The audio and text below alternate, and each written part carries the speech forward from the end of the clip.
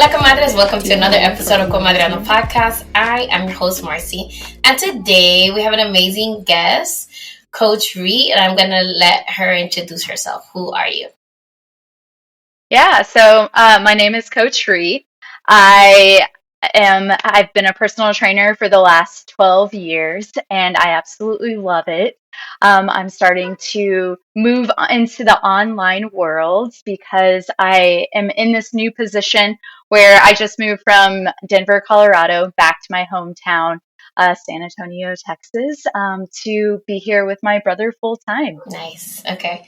So I connected with Reet online because I came across one of my favorite videos, and it was her brother giving her coffee. There was like a montage of multiple days of him doing the same routine of making her coffee and passing it to her, which is funny because my son had just made me coffee the other day, which was super cute. So I was like, oh, this is so sweet. So I feel like that's one of your most viral videos, yeah?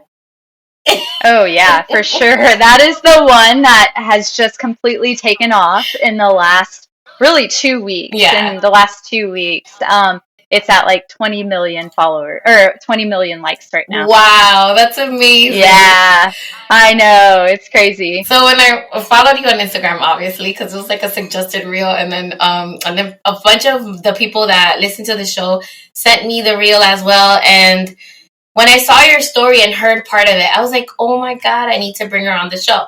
Because we, as parents of children with special needs, we want to know that our kids are going to be good, and not all of us have like a sibling that we can depend on. So I wanted to have you kind of share your story about how you ended up becoming your brother's caretaker and all of that, like everything that comes with it. So obviously today's topic today is caretaking for our loved ones with special needs. And the reason, like I said, is because, you know, as parents, we never want to think of like the unthinkable, that we won't be here for our children. However, that's something that we do need to think about and plan for preemptively, not, you know, wishing ill on ourselves, but being just like super extra cautious and setting our kids up for success in the future. So, Reet, your profession, you're a personal trainer or coach? Mm-hmm. Okay. Yep. So just tell us more about that. How did you get into that? What made you decide to follow that career path, which is kind of very unique and out of the ordinary? Yeah. So I've always grown up in sports, and I got my degree in exercise sports science. I love helping people. I Mm-hmm. love motivating, inspiring, and so it just felt like a natural route to go. And I got this amazing personal training job in Austin, Texas, and was there for several years, had amazing mentors, and I've just been able to work with such a diverse population ranging from anywhere from 8 years old to 80 years old Mm. in so many different skill levels. And I love taking the intimidation factor away from working out, right? Like being in the gym. And so now that I have this brand new start, I decided, well, I could either start from ground zero in a gym again, or I can start from ground zero online. So I'm really taking the experience that I've had gained over the last 12 Mm-hmm. years and forming something online so I can just help so many more people. And it's transforming into so much more than just the physical aspect, right? Like, especially being a care provider, which people ask me, they're like, so how long have you lived with your brother? And I'm like, no, I mean, how long has he lived with you? I'm like, no, I live with him, Yeah. but it's so important to be able to carve out time for yourself and take care of yourself. And especially after this last year, which I'm sure we'll get into a little bit more, I really got a better taste of what it's like when life is crazy, Yeah. right? And when you feel like you can't even carve out, 5, 10, 15 minutes of time for yourself, or you haven't made that a priority, Mm. right?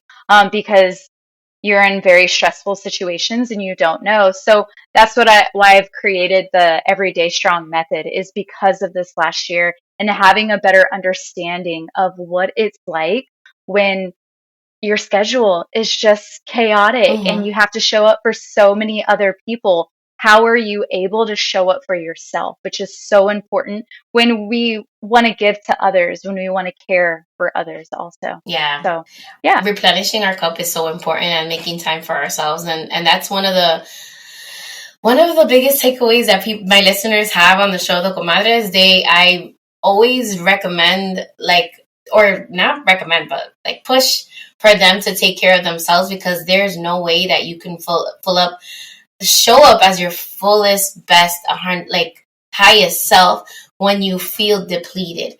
And I know it's hard, but like methods like yours that don't take a lot of time out of your day for you to do something and move your body is like, I feel like when people think about doing things like that, they think that has to be like a humongous chunk of time, and that you have to like go to somewhere specific or do something or buy things. You literally just need your body. And that's what I like about the method that you are promoting, and what you are advocating for. And also I love the aspect also of spirituality that you're incorporating now. So I wanted you to maybe hit on that a little bit more. Yeah, yeah. So, we in the fitness world, we focus on the physical aspect first, right? And that's where I'm really like transforming how I approach just helping others, where we have to get our mind right first, Mm-hmm. because so many times we're limiting ourselves. And then we have to get our spirit aligned, whatever that looks like for you, whether that's, you know, God, divine, universe, yourself, like being able to connect to something that's greater than yourself is so important, Mm-hmm. because then what are we really here for, Mm-hmm.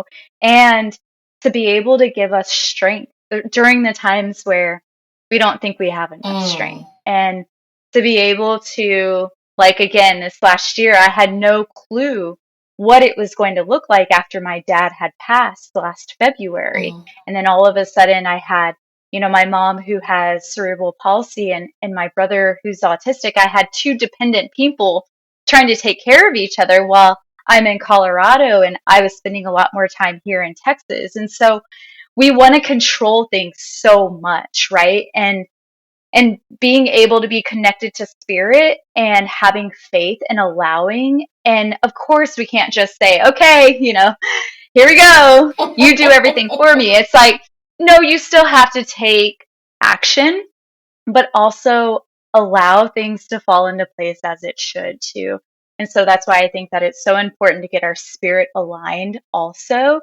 And then we focus on the physical aspect. Yeah.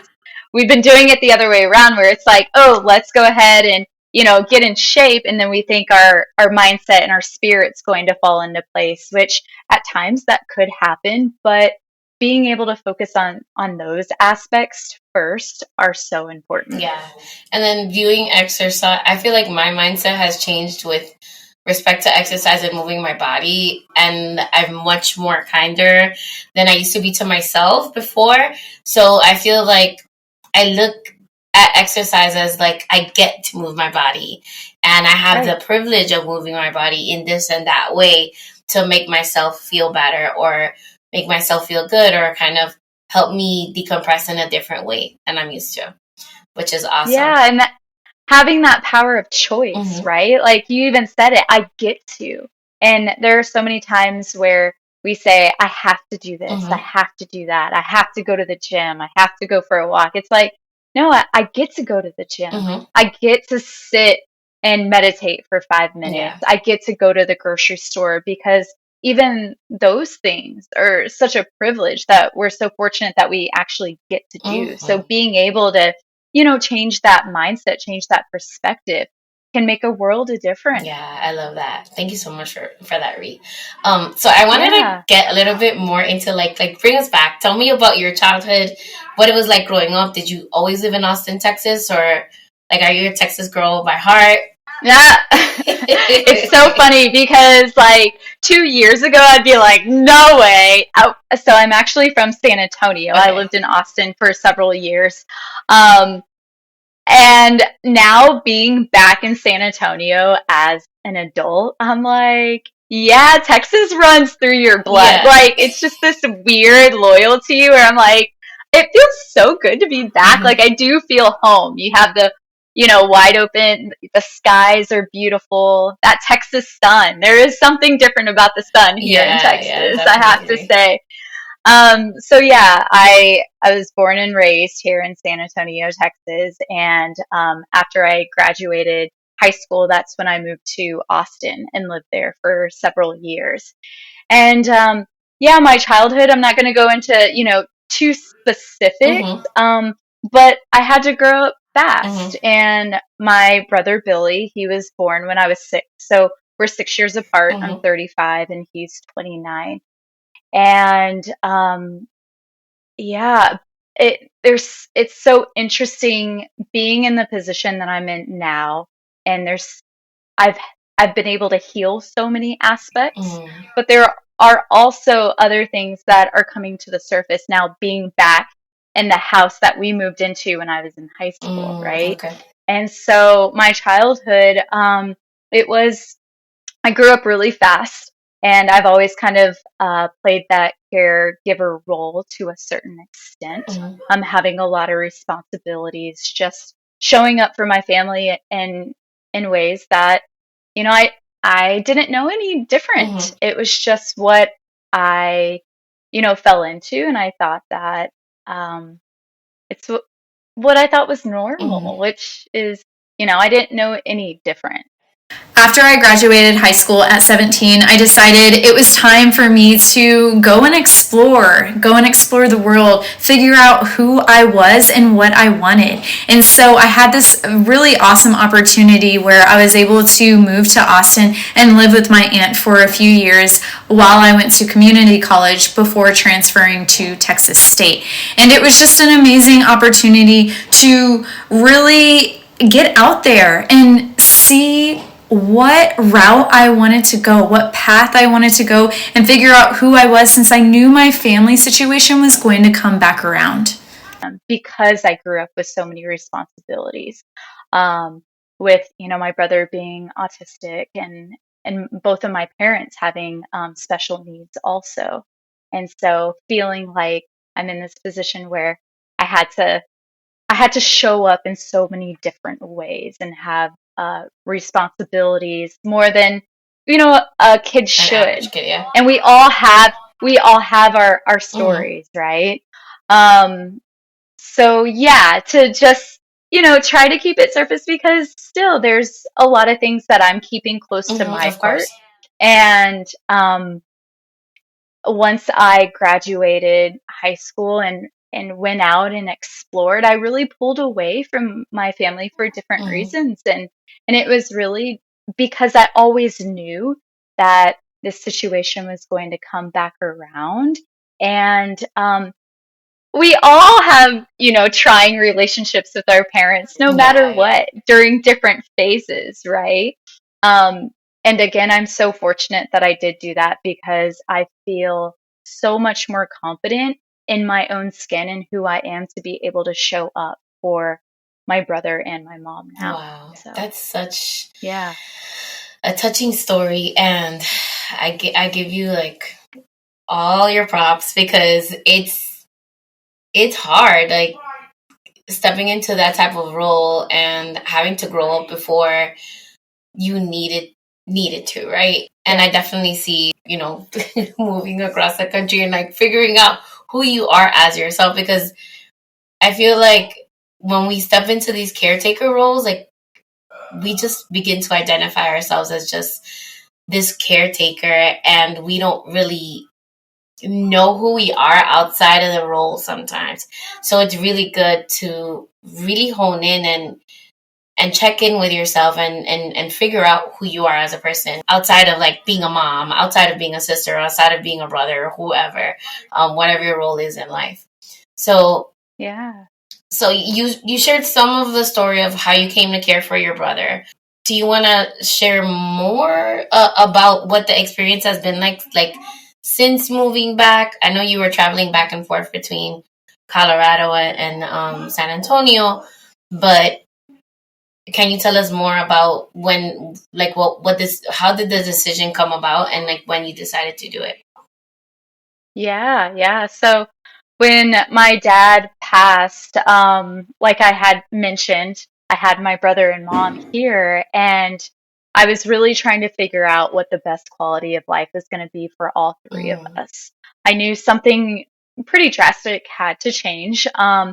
And talk about caregiving. I mean, circling it back to Billy because he is the one that is, blowing up Instagram right now and being like, Instagram is adopting him as, Instagram's brother because of his kindness and his selflessness. And when I truly started reintegrating myself back into my family and I saw just Billy, and because my dad got really sick over the last, few years, and I started reintegrating the like year before he had mm, passed. But to see the roles that my brother was playing and just how selfless he was, and my mom, just day-to-day activities became extremely difficult, right? And so he really had stepped up. And so being in this new position, it's like I truly wanted him to have the best quality of life because he deserves it no matter what. And my mom mm, also, right? And in this new position that we're in.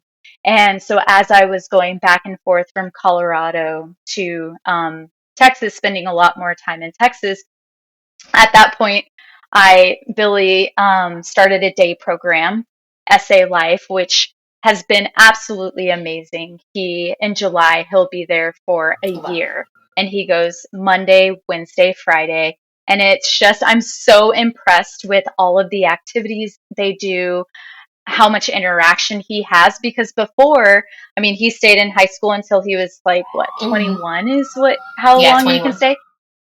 And then he's really just been at home with my dad, and so it was really a goal to get him just interacting Mm, more and getting out into the world. And then I was able to find in-home care for my mom a little bit while he was gone, and then my mom ended up falling, and that's like I knew once this happened, it was going to start mm, the whole process of her potentially, going into a nursing facility okay. because of just it was really hard to care for her at home, right?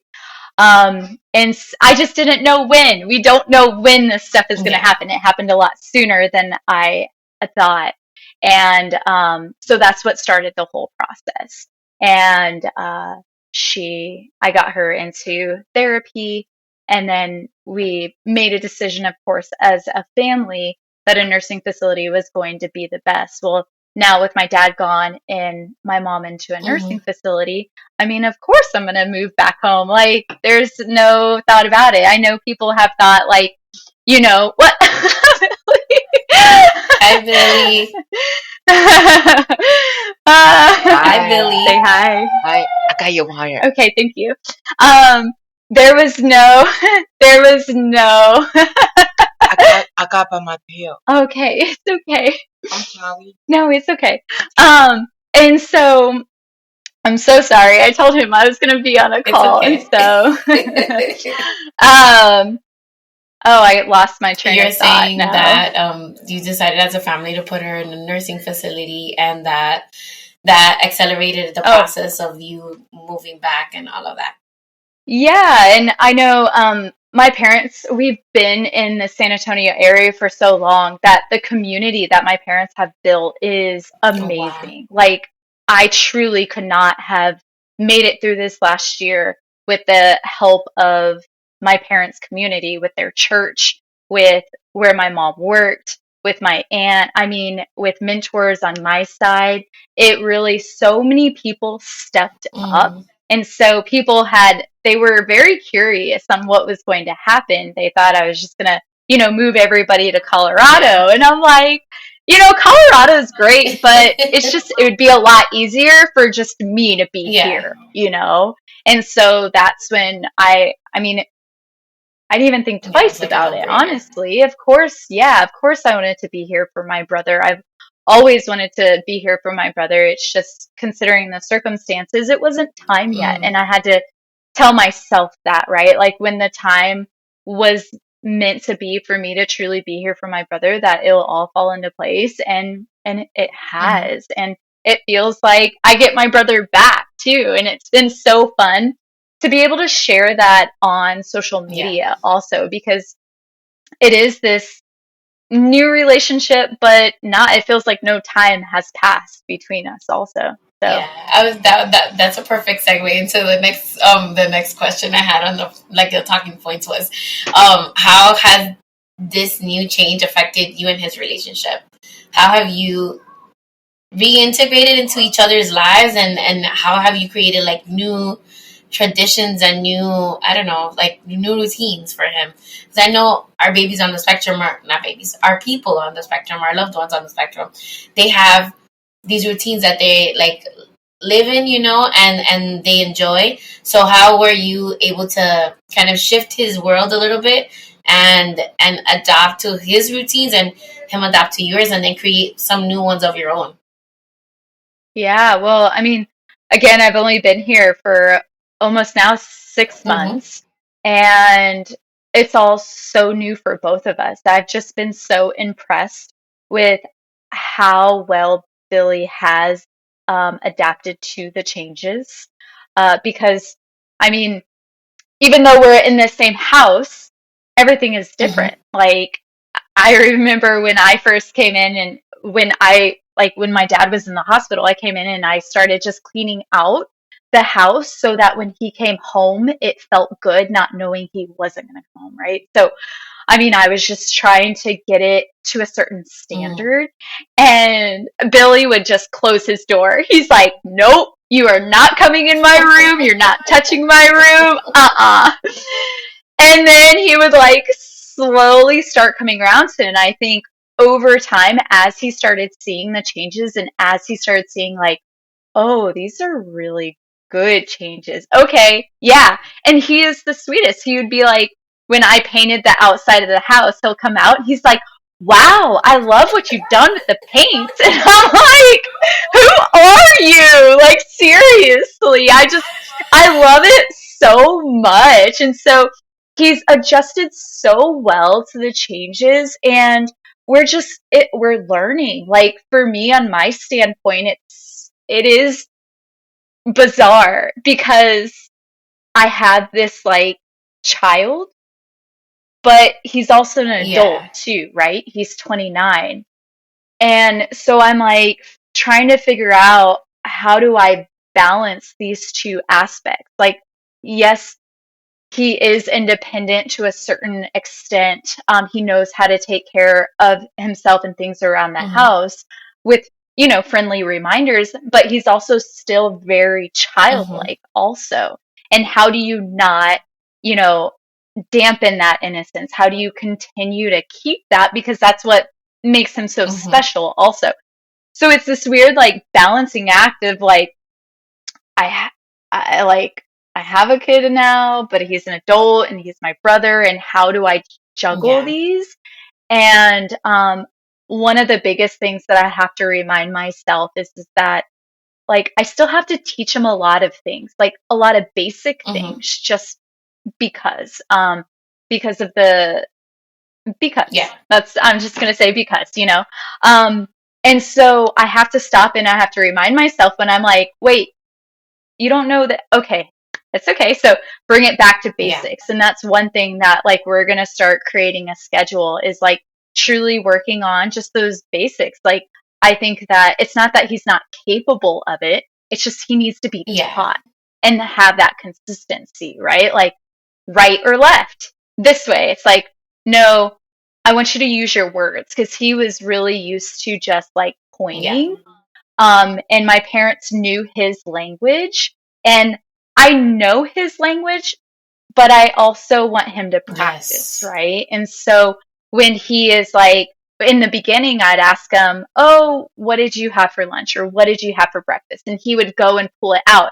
And I'm like, "No, I want you to use your words." And he's like, and we'll Mm-hmm, practice mm-hmm. saying it, right? And so it's it's not that he can't do it. Yeah. It's just we need He to needs work more on it, and that's practice. okay. Yeah, yeah. So it is this. It's crazy. It is. It's like weird. Like I know I've told this story before on different things, but like I remember it was, I don't know, the first few weeks I was here, and I grabbed my laundry and he's like, "Oh," and he grabs his laundry and I'm like, "No, I'm doing my laundry. You can do your laundry." And he's like, "Oh, okay." Like having that still like brother sister moments too, where it's like, "No, you do your stuff." But also setting him up for that Mm-hmm. independence also. And he does so well. So being able to just learn each other, and really he is getting to know himself, because before it he's just in an environment now where I encourage him to Yeah. speak. Like, I want to hear what you have to say. I want to hear how you're feeling. What do you like? What do you not like? So we work on things like that. And it's all a learning process, and we have to get into our routine and figure out just different ways to help him grow. And that is my goal. Perfect. That's like, as a special education teacher, I'm going to give you a high five virtually. You're Woo! doing exactly what you need to do. And yes, providing those opportunities for him to speak. I know our kiddos, especially, even if they have language, if they can get away with asking for things, just pointing and using gestures, they're going to do that. So pushing him to use his words, obviously not to frustration level, but, teaching him like, hey, Billy, I would love for you to say, but I mean, don't say, because that's another thing. That's another, what is it? I feel as parents or as caretakers, we want to tell them what to say, but like there's different ways of prompting language without saying, say this, say that, or asking like a bunch of Yeah. different questions. So I'll send you more resources as well, but you're doing that's perfect. And I love how you Thank you. are adjusting to his world, but he's also being pushed to grow even more than he has already, which is amazing. Yeah, like one of the things that's so interesting you bring that up about, like, you not wanting to tell him how to say something, or because I feel there are times where I'm like, gosh, okay, how can I do this Mm-hmm. different? Because I don't want to be that like, no, do this, no, do that. Like that's the last thing that I want to Mm-hmm. do. And one of the big things with him is he used to say, "I'm sorry" a lot, Oh, all the okay. time. And I'm like, "Billy, like, why are you saying sorry?" And that's just because of certain situations, and just how he was raised, and the environment, and how the environment that we were in. And I've had to stop, and I'm like, "Did you hurt my feelings?" And he's like, "No." "Did you do anything wrong?" "No." "Then you don't have anything to be sorry Mm. for," right?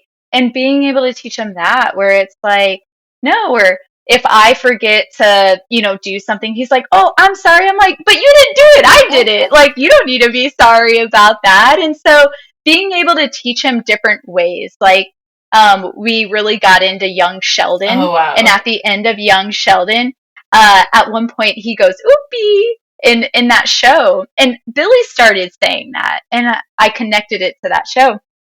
And so instead of him like saying sorry when he makes a mistake or forgets to do something, he'll be like, "Oopie," Yeah, instead of saying, "I'm sorry" all the that's time, great. So yeah, I would love to have more Yeah, resources also, because definitely. it's all new. It's so important, and teaching them pragmatic language, just communication skills in general that they can use when we're not around too, is so important. I know that Aiden gets away with more. My son gets away with more, like when he's around, like my mom or older people, because I don't know. I don't know if it's they think that they're not capable, but I know what he's capable of. So, communicating that with like the community and the network, people that work with him, that he is capable of doing all these things, and letting them know exactly how to get him to do those things. A lot of the time he does it with like minimal prompting, or even like not even he doesn't even need physical prompting. It's more like, hey Aiden, remember this, you have to whatever it is, and he'll go and do it. So, just having everybody on your team on the same page is important as well. Yeah, and my aunt lives in Austin, and she's a big role model in our lives, and that is one thing that we try to stay in communication about. The things that, like, we're working on here, she's like, okay, but that's good to know, so I can be on the same page, so I can practice with him also Great. too. Wait, you gotta teach me Texas. How far is Austin from San Antonio? Yeah, no, it's just well, depending on what time you leave. On a good day, if you leave early in the morning, it's like an hour and 20 minutes. Bad. If you leave on like a Friday afternoon, it can take you like 2.5 hours. God. Okay. So okay, sounds good. Yeah. Yeah. So she's not far. Yeah, that's good. So I was gonna ask you, so besides getting into his routines and all these other things, what has been your biggest adjustment so far? I think that is a great question, because it has definitely ebbed and flow, the first few months that I was here, I was just struggling with some other things that I was going through with my life. And then now, as I'm getting adjusted to this new routine, I would say, the constant on button, the constant on button from like 5 a.m. in the morning until, and he's gotten better, but it's like the constant cartoons in the background. I'm not used to having the TV on all of the time.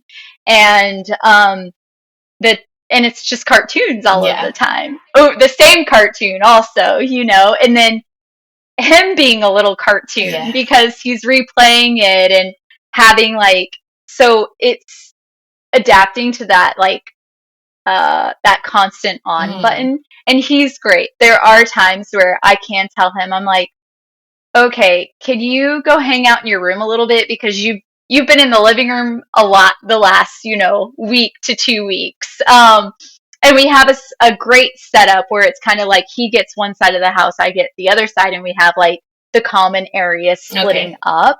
But there are still times where I'm like, I don't like the TV on all of the time.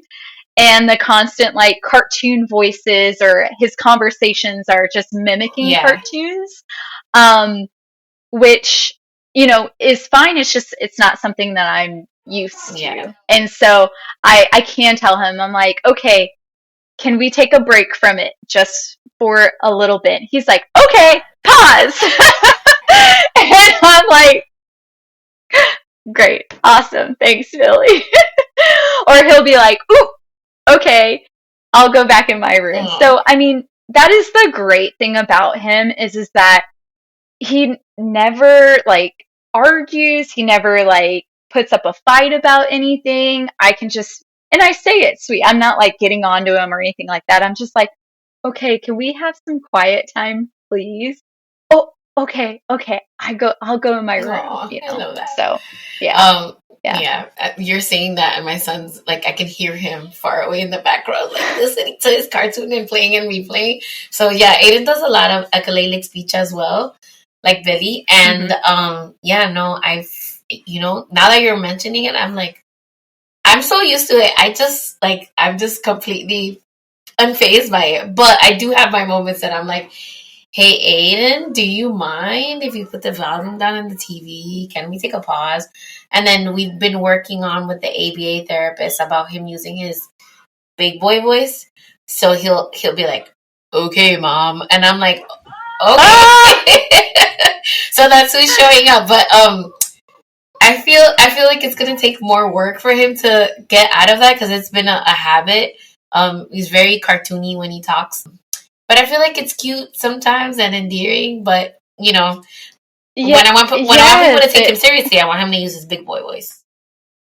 Right. Yeah, and it is. It's very like, and we get along so well that it's it is learning, and I have to admit, when it is that time of month and it's like everything is bothering you, that cartoon in the background, you're just like, can you just please put it, just stop. That's like how I practice yoga. Honestly, that's why I got into Kundalini. Like and then I even got him to start practicing with me. So I'm like, okay, Aiden, it's quiet time. Let's sit down and meditate. Yeah. And I actually went to get my yoga certification, but teaching him that it's okay to be quiet sometimes. And one thing that we do well together, I feel like we've built this routine of parallel playing. We'll be in the same room together and we'll just be quiet together and just enjoy our silence. I mean, eventually he'll start talking, but yeah, no, it's gonna take some time. But I know that because you are so positive and that he is such an amazing person, you guys are gonna get it, and it's just gonna flow eventually.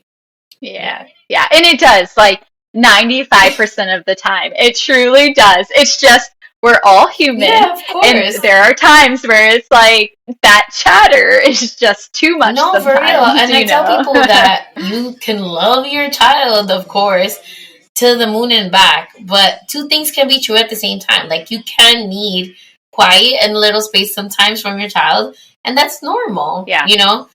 Yeah. So yeah, and that was one of the biggest adjustments too. He is so affectionate, which it's great. Like, he's very loving, but also teaching him to, like, Billy, just make sure that not everybody wants to be hugged. Like, not everybody wants to be so close. And there are times where I'm like, okay, just please, He's like, oh, and he has gotten better. Like, I'll tell him, like, can you ask me, like, can I hug you? Or, can I be close to you? And I'm like, yes, because he needs to be taught that also, where it's not just so, and I know he's sweet and he's innocent and he means so well, but not everybody wants that also, And so and that's coming from me, where I'm not always like, I don't want to be so close all of the time. Also, as a teacher, I try to teach my students also consent. So that's like a reigning topic in my classroom, especially I have a couple of kiddos on the spectrum that are very affectionate all the time. And we've taught, like, as a team, we're like, okay, you need to ask for permission before you hug someone. And then I'm the type of person that, unless it's like family, I don't really want to be hugged, right? So not that I don't love my students, I love my students, but I'm just like, okay, not today. I was like, can I like interest you in a high five instead? And building that rapport of, just because I'm not giving you the hug in that moment doesn't mean I don't care about you as your teacher. Give me this instead. And then with Aiden as well, like, I feel like consent is so important, and especially with our kids with special needs in general. And then for them to set a boundary too, like, I'll ask Aiden, like, Aiden, can I give you a kiss? And sometimes he'll say no. And I'm like, cool. All right, let me go over here. Yeah. I think it's just a great thing to practice no matter what, So how you said that your dynamic has pretty much been the same. Did you, like you said, you did say that when you were younger, you did picture that this would be your role eventually? Yes. Yeah, it's always been that thing that's just kind of been over here that I always knew was going to come back around. I just didn't know what it looked like. I didn't know when it was going to happen. I didn't know how it was going to happen. I tried to set myself up for the best that I could.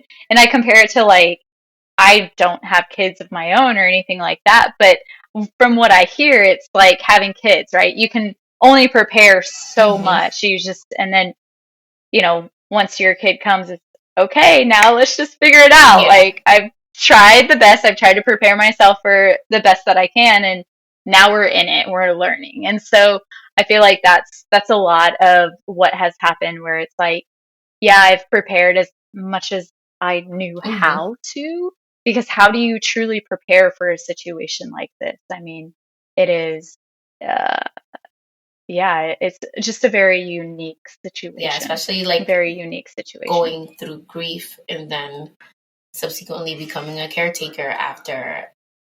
I can't even imagine, and mhm. And being the power of attorney for my mom, like figuring out her situation. Um, yeah, and yeah, so it all was just kind of thrown at me. Uh, and you just move with it. You go through it, and that's where spirit comes into play, and God, and trusting, and I did not do a good job of reaching out for help because you don't know, Mhm. right? Like you have all of these people who, oh my gosh, if you need anything, if you need help, just let me know. And it's like, okay, great. Yeah, yeah. You don't need help until after the situation Yeah. sometimes where you're like, oh, I could have used some help in that situation. And I have a flaw of I think I can do everything on my Yeah. own, and that's not a good flaw either. I mean, that's not a good trait to Yeah. have. So, yeah, I always knew that it was going to come back around. I knew this situation was going to come back around. And I am just so fortunate that it has and the way that it has I now. love that. So So. I was going to ask you, do you have Billy working out as well with you, or does he do his own thing in the program that he participates in? Yeah, so in the beginning, we were definitely working out a lot more together. I'd take him to crunch, and then we would do stuff here. You were talking about meditating with Aiden.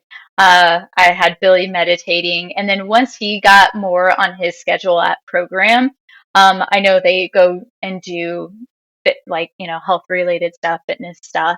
That it was kind of my time to be away from Billy too. That I'm like, okay, you're getting exercise there. But I did tell him, I was like, we need to get back on a good routine with that, even if it's just 3 times a week doing Hmm. something. And I'm going to start him on the everyday strong method because I need to work with him on the mindset stuff and just like memory, this basic Yeah, things. And so we're going to set the goal and I'm going to take him through the whole program. And then with the spirit, we're going to meditate. And then, the physical, we're going to go and do something active, whatever that that sounds is. But cool. yeah, I love that. hmm So yeah, I know you already meditate. That's one of the things you do to relax. How else do you help yourself relax? yeah. Meditate for sure. Yoga has been huge. Um, just reintegrating and getting used to this new lifestyle, and recentering, staying within yoga has always been such played a huge part in my life. So I've done that a lot. Go to the gym, work out, sit and stare at the wall. It's good to just have silence Hmm. too. Like today when Billy was with his rec therapist, the house was so quiet and I was just like walking. I was like doing a walking meditation around the house just because it was quiet. Yeah. Like to be able to just be in silence. I love the energy of Hmm.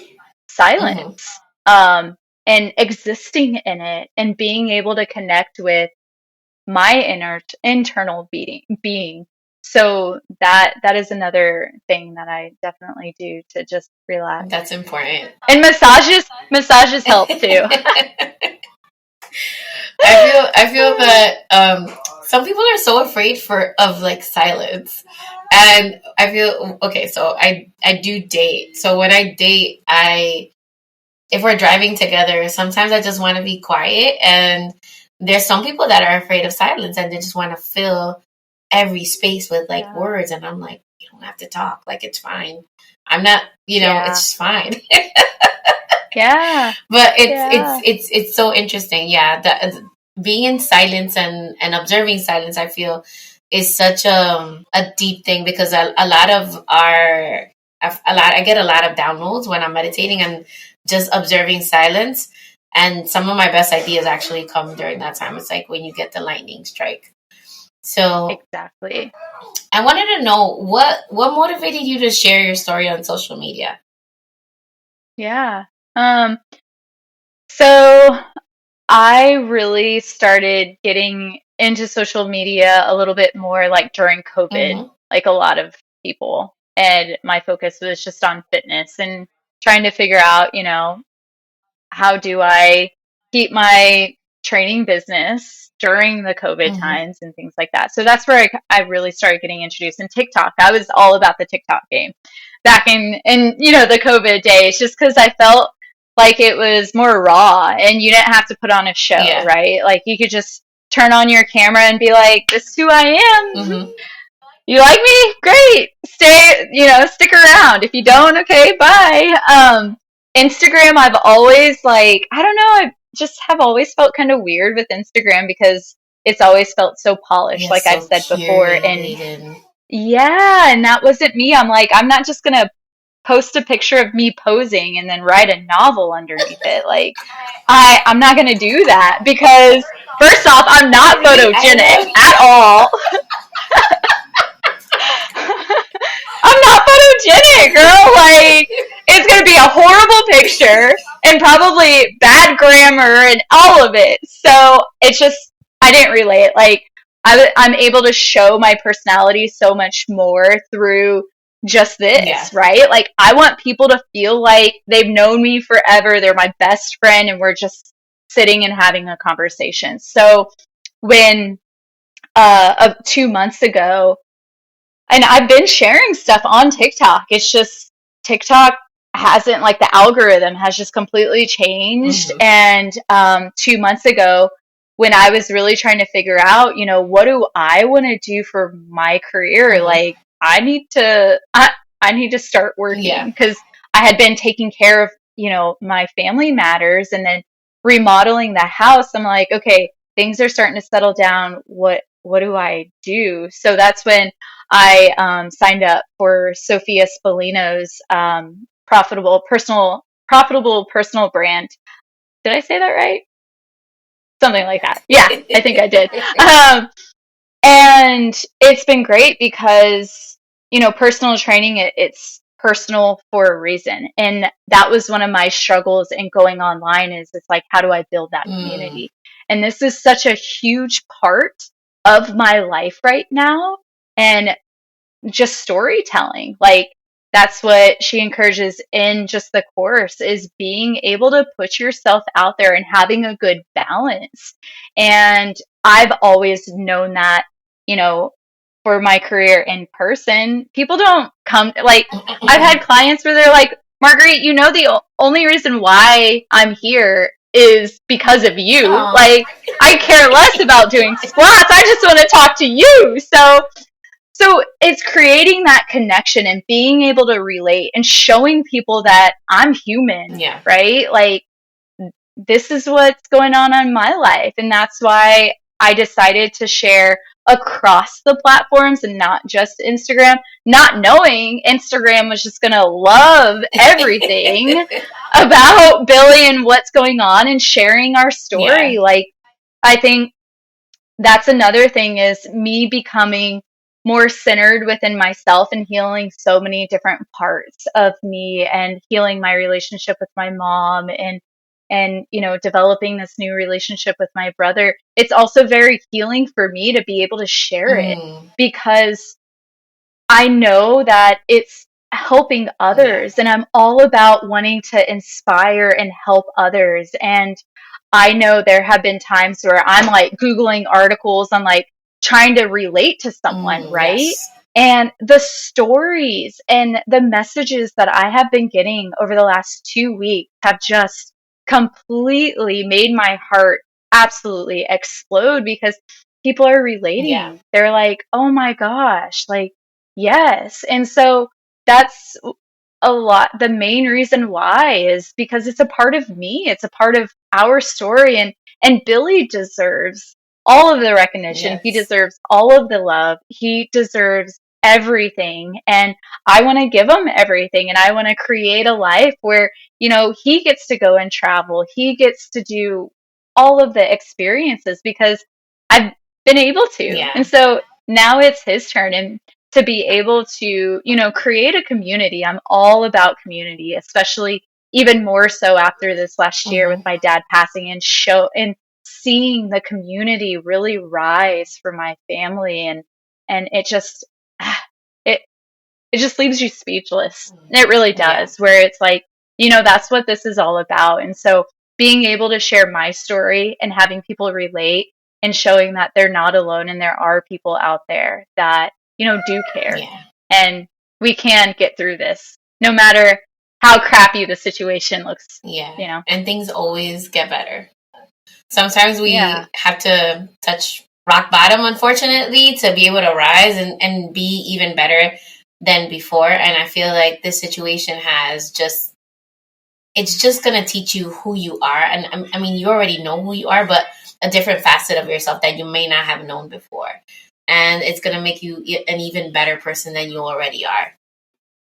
Well, and I feel like not only is it teaching me so much about myself, but it's helping me relate to so many other people also.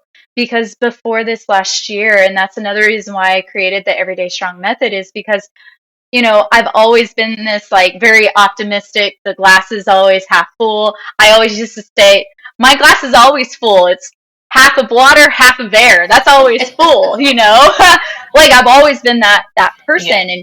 And depression, I never really, like, I could have compassion and empathy for people, but I couldn't really understand it. I didn't know what that really felt like. And anxiety, I didn't really know. I'm like, well, you just change your thoughts or do this or do that. But, I didn't really know what it felt like until this last year, where I did experience, bouts of depression and anxiety. And I feel like I just scratched the surface of it. Mm-hmm. And it gives me so much more compassion for those who truly struggle with it on a day-to-day basis. And that's where, just like, I guess that's what I'm learning so much more from this situation too, is just how to show up for other people, and to, we never know what someone's going through. Yeah. Never know what someone's going through. That is true.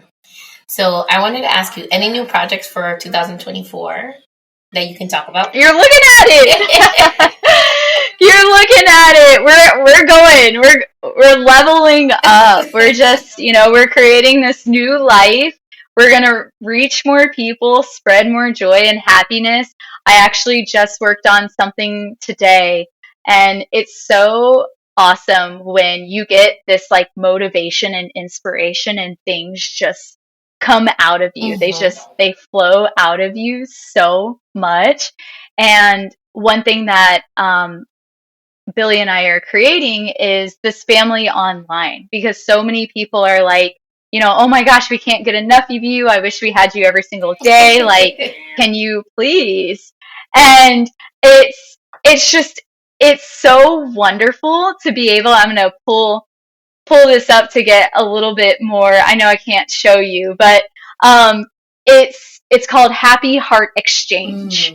And I am so, like, when I came up with this today, it felt so good in my heart, and I'm like, this is awesome. Oh my God. Because I've had people reach out and they're like, oh my gosh, do you have a Venmo? Can we, send you money so you and Billy can go get donuts or burritos, or, go do something fun? Or, do y'all have a P.O. box so we can send you things? Like, what's Billy's favorite toy? And I'm like, y'all, first off, Billy has so many toys. I appreciate y'all wanting to contribute. We have like 6 bins in the garage of toys, and they're Billy's prisoners, is what he says. And he has to go and check on them all the time. I love that. So, and it's all about, I think one of the biggest things that I'm seeing on Instagram right now is people just truly loving our relationship, Billy and I. And it is an equal parts give and take, right? Like, I don't feel like I am his caregiver, because we both show up in our own ways equally. And that's why I've created this Happy Hearts Exchange, is that, those who do feel called to want to help us or want to be a part of our growth and see us succeed even more, they get to be a part of this. And it's that exchange. It's like, not only are they giving to us, but we're able to give back. So, like Facebook groups, it's like a Facebook group, but it's on school. And I have a link in my bio. People can go, and it's just a membership. It's $13 a month, and they'll get, daily videos or pictures of actually what's going on, like more on a day-to-day basis, instead of Instagram where it's just, a reel or something like that. And also, I want it to be a place where people can come and they don't feel alone when they need just a little extra support, because, putting people before you can get lonely sometimes and get tiring. And so there is this, community aspect to it, where if you need resources, if you don't know how to get on Medicaid, if you are if your Medicaid is on hold, which I went through that the last 6 months, and I'm so thankful that I had, mentors to help me through that, but people don't, right? And so to be able to create a space that not only are you getting, the smiles and joy and that happy relationship between everyone, but you also get resources and support for being able to show up for yourself and for others also. So that's something that's like in the works, and I'm super excited about it. It's like ground level today, Marcy. That's awesome. So I'm going to end the episode. I want to thank you so much, Reet, for coming on the show and being so transparent and so open and sharing your story with all of us. And I am going to end it how I usually end it, which is follow me at Comadreando Pod on Instagram and every other social media platform. And you can follow Reet on IG. Can you please drop your handle? Yes, I will. That everyday strong. Beautiful.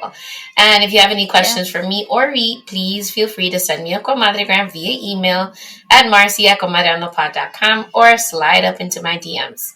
Please visit our website to get Comadre merch, catch up on the latest blog posts, check out events. And thank you for spending time with Comadres. Thank you so much, Reet, again. Do you have a minute for Bye. Thank you. Bye.